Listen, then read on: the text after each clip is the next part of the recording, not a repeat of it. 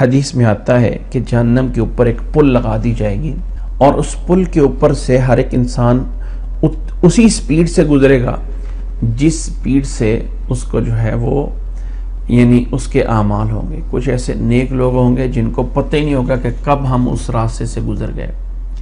کچھ لوگ ایسے بھی ہوں گے جن کے لیے قیامت کے دن اتنا لگے گا جیسے فجر کی 2 سنتیں پڑھنے میں ٹائم لگتا ہے، اتنا قیامت کے دن لگے گا۔ لیکن کچھ ایسے نافرمان بھی ہوں گے، جب اس راستے جہنم کے اوپر سے گزرنے لگیں گے تو وہاں کنڈیاں کھڑی ہوں گی جو ان کو پکڑ رہی ہوں گی اور اس سے لٹک لٹک کے جہنم میں گر رہے ہوں گے۔ تو اب یہ پل صراط کیسی؟ ویسے ایک بات مشہور ہمارے یہاں بار بار سننے میں آتی ہے کہ وہ پل صراط ایک ایسی ہے، بال سے باریک ہے، تلوار سے تیز ہے۔ بال سے باریک، تلوار سے تیز، یہ کسی حدیث میں نہیں آیا۔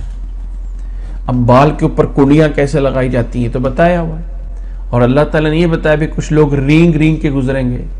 تو یہ بال سے باریک اور تلوار سے تیز، وہ کسی نے مذاق کرتے ہوئے کہا تھا نا کہ اللہ نے جب پل صراط ایسی بنا دی ہے تو اس کا مطلب اللہ تعالیٰ تو چاہتا ہی نہیں ہے کوئی گزرے، جبکہ ایسا نہیں ہے کہ بال سے باریک ہوگی اور تلوار سے زیادہ تیز ہوگی، ایسا کچھ نہیں ہے۔ بس وہ جہنم کے اوپر ایک راستہ ہے۔ اللہ نے فرمایا وَإِن مِّنكُمْ إِلَّا وَارِدُهَا، تم سب نے اس کے اوپر سے گزرنا ہے۔